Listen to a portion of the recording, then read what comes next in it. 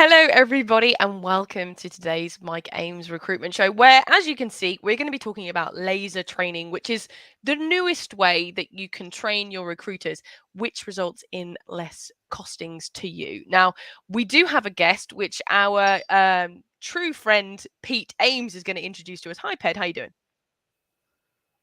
I'm very good. I've never been described as a true friend. What a lovely thing to say. I regret it now. I regret it. Yeah, I know you do. So yes, we are joined today by Kate O'Neill, recruitment coach and trainer. Kate, thank you very much for joining us to talk about this new style of training. Thank you for having me. Really excited.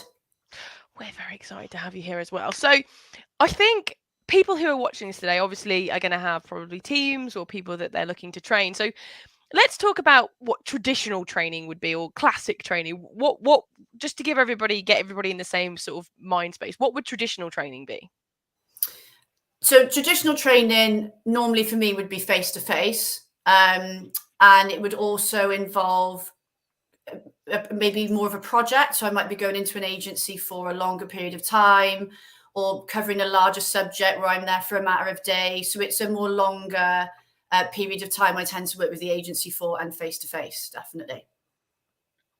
So presumably you're trying to teach these people to be a recruiter. That's the scale of what we're trying to train them, or be a resource. That's the kind of thing you're trying to do. So large, quite a broad.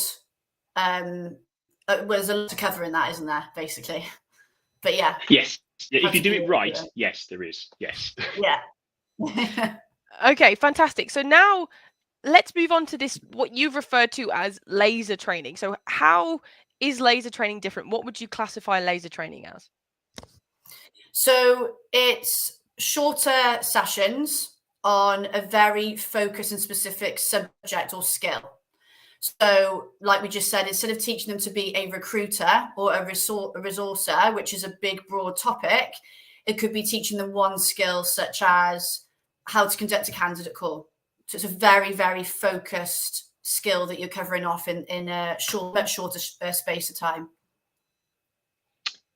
Okay, and I think this was a very interesting new way of doing training, and we'll talk about the benefits in a second because I want to get into them. But it's worth noting that we actually started talking about this both at similar times, because we observed with the recruiters we work on programs and in consultancy, we were frequently asked, "Do you know any good trainers on this? Everybody wants to sell me a program."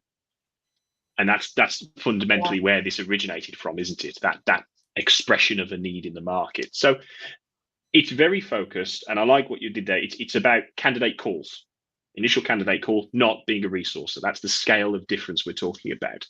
So with that smaller scale focus, what are the benefits that a recruitment owner putting someone onto this course is going to see?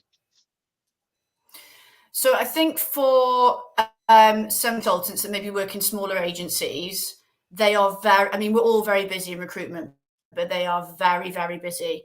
And for them to be away from their desk in a training room for days, it's probably going to panic them a little bit, and probably panic the business owners as well. So for those types of people, it's 2 hours away from their desk. Well, they're still at their desk essentially because they're on Zoom, but they're away from their desk, and they can work on something very focused and come away with a skill and benefit, and then go and put it into practice.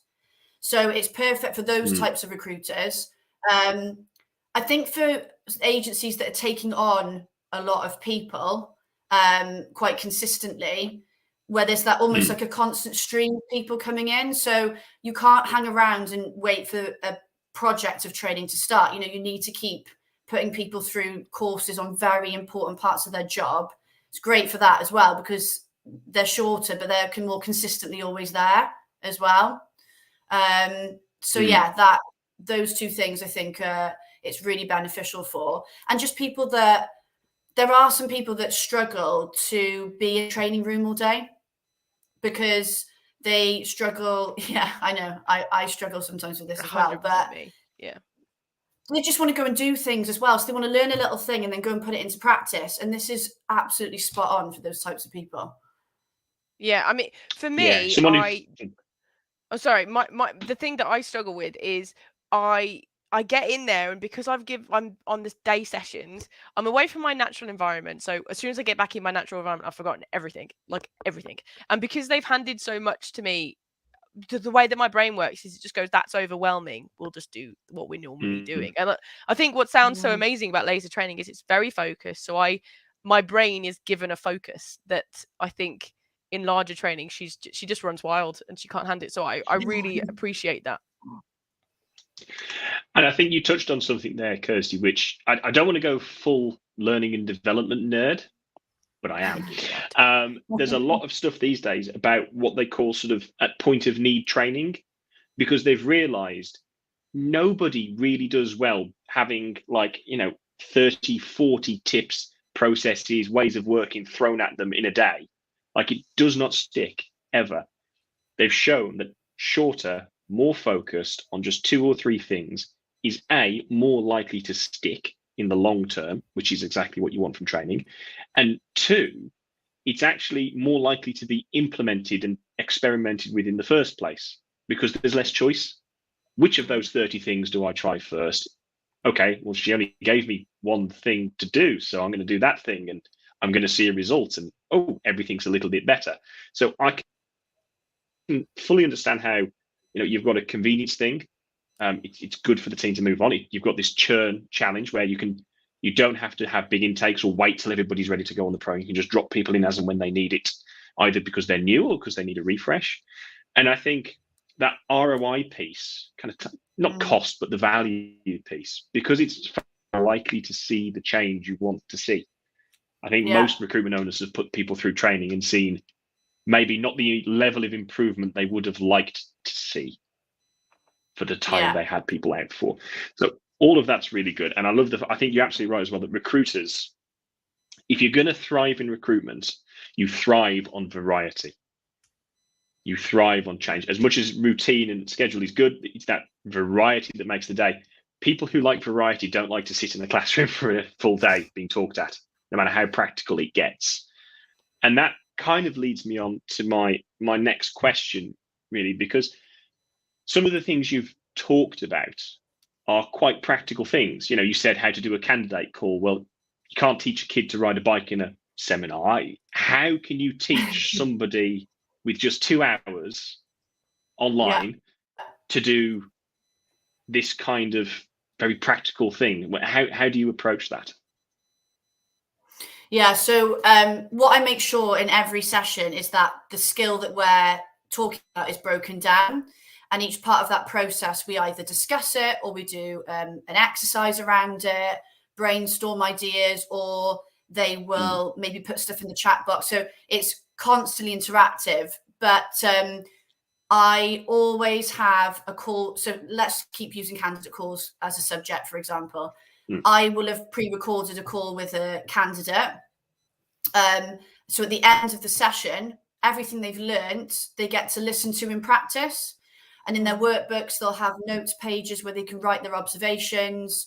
We'll talk then about, well, what did you hear in that call? What did you think could have been done better? What was done well?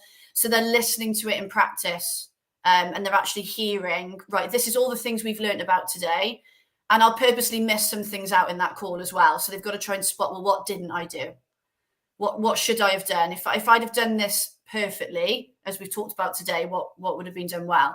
So it's interactive the whole way through, and as practical as I can make it, because the skill is a practical skill, but they're listening to it being done in practice as well, to actually hear it, which is the feedback I get is that's really valuable for them. Just on that, you mentioned that they have it as a group. So is it one of those things where they we do have some questions in a minute, which I'm going to come to you with as well, Kate. So when they're in a group, are they in a group of their peers that then they kind of feel comfortable bouncing off, or they kind of, it reassures them that, oh, this person's struggling with that thing as well? Is that part of how the group environment works as well? Yeah, so people can have private sessions, but most of the time it's an open course. What I make sure I do at the start is a bit of an icebreaker, put them in breakout rooms. They do a bit of an icebreaker. They get to know each other a little bit. And then they're more comfortable with each other throughout the session. But I think instantly people realize, oh, I'm not the only one struggling with this subject, or I'm not the only one that needs to learn about this in more detail. And because there's different levels of experience in the room or the Zoom room, it puts them at ease as well, that like, oh, well, I'm only 2 weeks in and that person's 6 months in and they're still struggling with this. So I shouldn't be putting this pressure on myself that I need to be amazing at this now. Like they just learn so much from each other. So there's that added benefit as well. Yeah, fantastic. Okay, so we have got a couple of questions. Somebody who's noticed that we aren't here today is away in Lanzarote and he can't help himself. So he's asked a couple of questions that I think are really, really good. So this one I really like at the moment is, when he's coaching, he says he tackles a subject in layers over a series of calls. Is that something that happens with laser coaching as well? Yeah, that's a very, I just said then about breaking it down. That is essentially, I'm peeling away the layers of that skill throughout so we'll start with the first layer, then we'll go second. So it's all making sense and it works in a logical process, I suppose, for the people on the course. So yeah, it's all about the layers of a candidate call, the layers of a business development call, making sure that it's logical. It's not all over the shop and they're like, whoa, what's going on here? We were talking about intro a minute ago. Now we're closing. Like, it's in a layered order, basically. Yeah. Yeah. So just for everybody who's noticing, we are having a little bit of problem with the signal over at Pete Towers there. So are you with us, Pete? Are you with us? I am right now. I'll just quietly observe, and if I think I get a chance to come in and ask a meaningful question, I shall take it. But yes, I'm trying hard not to make lots of noise while being around trying to fix it. He's doing very well. Okay, fantastic. So another question that we've got, Kate, is from Gavin. Well, I suppose it's more of a Kate. So he says here that, having exercises to apply what they've learned outside of the training sessions is a really good way of doing that. Is that another thing that laser training involves with itself? So you have sort of the knowledge-based thing that you have, then you have the more role-playing things where you get to listen and interactive signs during the session, and then does laser training also involve actions afterwards? Yeah, so at the end of every session, they get a workbook, and at the back of the workbook is an action plan. So what we do, the very last thing we do in each session is I don't tell them the actions, they've got to come up with them themselves, but they set 3 actions that they're going to do as a result of the training. And then I get them to put a date next to each one. So when you're going to start it by or complete it by based on the action. And then they've got that in their workbook with all their learnings. It's right at the back. So they've got a kind of call to action, like this is what I've got to go away and do now as a result. Yeah. I think that's really I really like that, actually, because I think one of the things that also commonly happens with training is that it's this little island event. Go on that training, come back, and then nothing changes in terms of how I, the boss, work with you or how I, the manager, work with you. But something like that makes it very easy for a manager to kind of pick up and just, without a lot of time or effort, keep that area of training as a focus point for this person. All they need to know is what are the actions you've committed to, and I'll just check in with you to see how you're doing on those actions. If there's any stumbling blocks, I usually am a very experienced recruiter, and I'll just be able to knock it aside or give you a pointer, very specific. So I can see how laser training, and I'd be curious to know if you've seen this happen, can really integrate with a sort of coaching, mentoring mentality within a recruitment business. Yeah, I think my style of training, because I've got a background in coaching as well, my style of training is very much coaching led.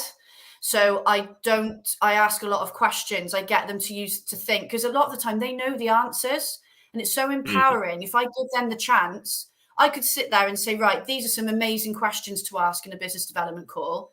But what I'll do is I'll be like, right, let's brainstorm. You tell me, what do you think we need to ask? And they come up with some amazing ideas, but it's so much more empowering for them. But yeah, I keep in touch. Everybody I train, I keep in touch with, I follow up with them, but I also tend to have debriefs with the managers to make sure that it's also because they could say to me, yeah, we're doing it, but it's, I'm following up with them as well to see like what changes have you noticed? What you see as the benefits. So yeah, there's always those follow-ups. That's so interesting to me. And I think now that sort of really leads nicely onto the next section that I want to talk about, which is how, you know, when it comes to training, anybody who's a business owner or a manager has sent people on training and they've taken a day out of the office and they come back and nothing changes. So how can you get best effect from it? How as a manager can I have an effect on the implementation of what they would learn in these laser training sessions? Yeah. So I think it's a good thing to probably do is that they're coming away with all these learnings. They've got their work, but they've got this action plan. And it's not going away. And when I say making sure they carry out those actions, we don't want to be like, right, you've got to go and do those actions now. But it's almost, again, taking that coaching approach and, you know, following up with them. How are you getting on with your actions? What are you implementing since the session with Kate or whoever it is? You know, how are you finding your BD calls going now? So it's just, and listening, you know, if they are making a call, say it's a candidate call, are you hearing any changes? Are you noticing a difference?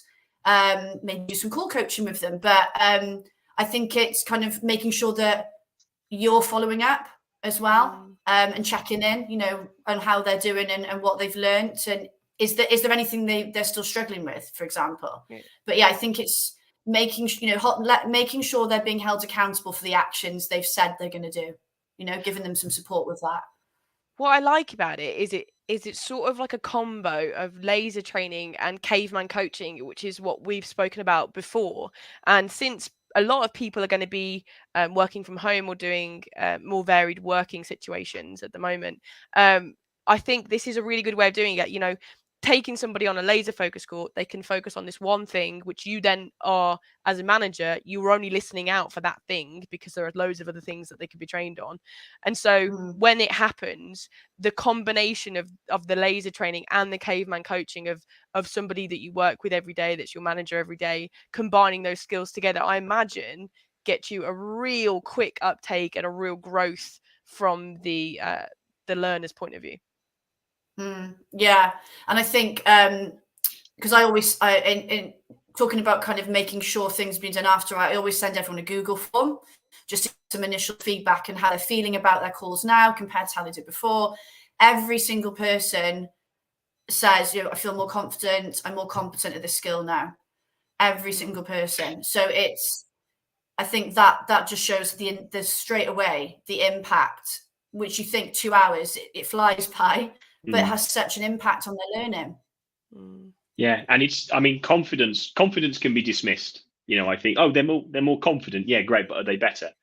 But if you want to improve, you have to practice. And if you're nervous and scared, you're not going to practice very much. If you're feeling confident that you can do it, you're going to practice more. You're going to get better faster. So I think confidence is a really, really important thing to instill in somebody in training. But I also just want to kind of observe something. A lot of the recruiters I've worked with in the past, when I'm sort of helping them get their system set up and employ people, they're very keen. They've got this vision for how recruitment should be done. That it should be done. They've got this idea about what good recruitment looks like. I think we've had some comments along the lines of what good recruitment looks like already. But they will often, therefore, say, I don't want to do training. Yeah, Paul. That's. I mean, it turns out there is a best way to do recruitment, and that's it. Use duct tape though, because it leaves less of a mark on the skin. They want this bespoke version. And often, therefore, they say, so I don't want to use a trainer because they'll teach them. But actually, your training gets them confident, gives them the basic skills. And then if you're using this coaching element on top of it, that's where you can turn what you teach, not generically, but and then add the flavor for your business on top, rather than having to figure out how to become a trainer. Because I think one of the things I'd like to just ask your thoughts on, I'm always keen that people should be able to lead with something sort of self-sufficient, you know. So if somebody was like, no, I'm going to do it all myself, what are the things they would, you know, that you've done to produce this? What would they need to do to give their own personal flavor? So you sat down with a blank sheet of paper, and then what? How did you come up with the things you're doing in laser focus training?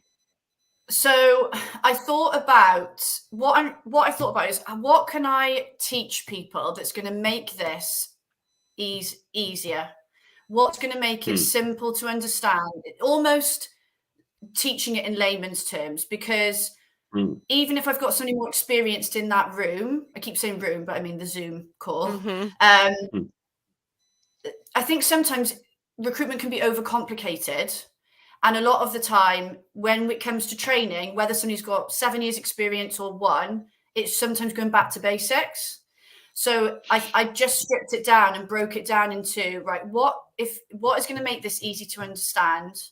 How is it going to be layered? You know, how can I break this down into manageable chunks and get this skill covered off, and also making sure that it's catering to the different types of people I'm going to have in that room, because not everybody is going to be like me. There's going to be some more reserved people in the room, people that are slower paced, not as maybe confident to give answers if we do brainstorming. So I need to mix this up.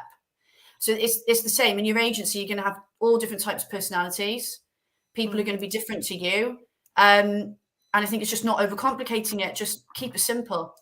Yeah, I really like that. And that's actually harder than you think, isn't it? Because I'm just going to. Are we okay, Kirsty, for time? Yeah, I've just got one more question to ask, and then we've got time. Don't worry.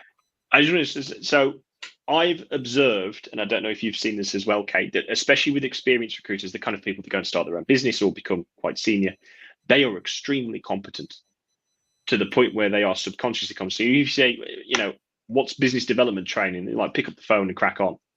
And I'm like, okay, if you try and teach someone with 3 months experience and give them that answer, they're going to fail, because the reality is it's making the initial, it's knowing what time to call.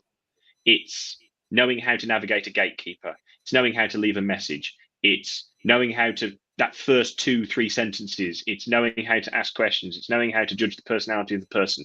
It's knowing how to end the call. It's knowing how to tee up the next conference, know how to follow it with email. It's a lot of very discrete skills. But if you're very experienced, you actually struggle to pick them apart into individual things. Yeah. And I would imagine that was probably a challenge. Yeah. And you are competent, but you don't even realize it sometimes, how you've just maybe unintentionally started cutting corners on a few things, or you've forgotten things as you go along. And all those things you mentioned then are you can put that in a 2-hour session. I know it sounds like, how the hell do you fit that in 2 hours? You can. And I think putting these together, I'm a very process driven and detail orientated person. So I make sure that every minute detail of a candidate call, BD call, interview prep process, whatever it is in that session, every detail. So I think if you're putting these together and you want to do it yourself, you need to think that way as well. And if you know, oh God, I'm not a very detail orientated person, get somebody to help you that you can work together with it on, and just break it down, break that one skill down. Because like you say, people can be like, oh, it's just pick up the phone and make the call. But there is a lot that goes into it. A lot. Yeah. I have a question, and it's something that sort of, it stems off Mike. So I think that when we've spoken a lot about people who are earlier on in their career, and I think these are really helpful for them to get them to do practical things, and the larger training sessions are helpful for them because it gives them context. But Mike here is sorry, that's the wrong one. Here has said the more experienced the recruiter, the more they need laser training. And I think this is a really interesting point that I just want to spend a couple of seconds on, is that a lot of the time, those people who are more experienced, who have been working longer, are more hesitant to do the full day trainings as well, because it takes out a lot of time. They know a lot of stuff. And so this laser training is not only efficient because of cost, because they're learning a smaller thing, it's cheaper to do a 2-hour session than a day, but it's also more time efficient for this person. This person may be really good at client care, they may be really good at all of this stuff, but this one area of BD they just need a little bit of help on. So it can be super helpful laser training for the more experienced recruiters as well. Yeah, and I think the thing with the more experienced recruiter is you've got that, and I'm coming from a place where I get it, because I was a consultant only 2 years ago, so I'm speaking from experience. When somebody comes to you and you're that experienced and says, oh, I'd like you to do some training, it's a bit of an ego damage. You get a bit of ego damage there. And actually then that pushes you away from wanting to do it. You take it, but not everybody, but some people might be like, oh, either they'll panic, they're not doing a good enough job and the confidence, or they get a bit it can be a challenge to get them to be on board program you want to put them on. Whereas a quick 2-hour refresher, or however you want to term it, on something specific, they might be quite excited about that variety out of the day. It's 2 hours, I'll jump on, practice something new or have a refresher. It's easy to get their buy-in, and also they're only having 2 hours away from their desk, so that also panics them. I think guess the more experience. Yeah. You can also pitch it a little bit that you want them to go on along with some of the more junior people to kind of, look, I know it's 2 hours. You'll probably pick up a couple of tips, but could you go on, because I want you to be able to help these guys get better. You can contribute, make them see that it's never a bad thing, and those sort of things take place. And that's, I mean, it's worth noting, we haven't touched on this in the laser training, that most coaching type of training, the big programs and so on, you've got to have enough people to justify the cost. Whereas this, you can just drop one person in. Just one person, can't you? Yeah. And just going back to the experience bit, when I've got the more experienced people in the room, I use them. Yeah. And I do this when I do longer programs as well. But, if I've got somebody that I know is, say, a year, and then everyone else is more few months, 6 months, when we're talking about questions in the candidate call, for example, I might say, Joe Blogs or whatever, like, what do you normally ask when you speak to your candidates on the phone? I'll get them involved. So I'm using their expertise, and they're helping everyone else learn. So they're not feeling, too, I don't know, I don't want to use the word damn, but I want them to have that confidence boost and feel, good about the session. So I will quite often use them, get them to tell their own stories of what they've been through. Definitely. Okay, as always, this session's gone very quickly and we're coming towards the end of it right now. So in a second, Kate, I'm going to come to you for the top tips. Somebody's thinking that they want to sort of implement laser training within their business, and it's something that they, want to look at. So I'm going to come to you in a second, and I'm going to summarize in a second. But first, Pete, who do we have next week? So we have our long-time listener, frequent caller, Gavin Johnston. Is going to be joining us. I know he's in the chat today. Hello, Gavin. And it's going to be a meeting of minds. It's a debate. It's going to be, in one corner we've got Gavin, proponent of the 360 recruiter model, and then in the other we've got Mike, factory recruitment model. You know what we stand for. You've been with the show a long time, and they are going to debate which is the right one. Now, I would love to say this is going to be a Titanic landing of blows, but I know these guys, they're both going to be very respectful. If you're coming for the drama, I don't think it's going to happen. But if you are coming to find out, which is the right one for you, then I think you're going to find it very, very interesting indeed. I agree. I'm very excited about being a referee. I might wear a black and white stripy top next week. I think that might be the way forward. So, I mean, Kate, if I can summarize, so essentially, laser training is best used in a complementary sense to larger training programs as well. But it basically allows the people who you're sending on it to focus on individual skills, much smaller skills, which not only is cheaper for you, both with cost and with time of the attendee, but it also means that the attendee is more likely to implement all these changes because they are going to be given direction, and they're going to be much more focused on doing it. It works well whether you've got a junior person, whether you've got a senior person that you just want to brush up. And all in all, I think that laser training, to be honest with you, is probably going to be the future of training predominantly moving forward. Does that seem like a decent summary to you? Yeah, I think if you're looking to build their confidence quickly as well, if they've got the knowledge of something, they're then confident in it. And then if they're confident in it, they're going to be a lot more resilient quicker as well, which is what we want at the end of the day. Recruitment is very up and down. We all know that. So yeah, they're just going to be building these key skills very quickly. Yeah. Oh, I love that. I love quick wins that give you that little boost. Fantastic. Thank you so much, Kate. So as always, we come to you with a top tip. So this is designed to be somebody's thinking, laser training seems like the way I want to train some of my staff now. Whether it's with somebody or whether they do it themselves, what would you say is the first thing that somebody should do when they're interested in laser training? So you need to find out what skills they actually want to work, the people that your employees, your consultants need and want to work on. Because it's all well and good you making that decision, but there could be something you're missing that they haven't told you, or they're hiding that they want to work on. So I think you just got to sit down with your audience, your consultant, and find out, what do they want training on? What do they feel they need training on? And then that's going to help you find the right subjects to be covered.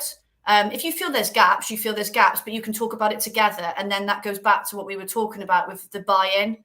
because they need to be switched on and awake, even in the 2 hours. They need to want to be there.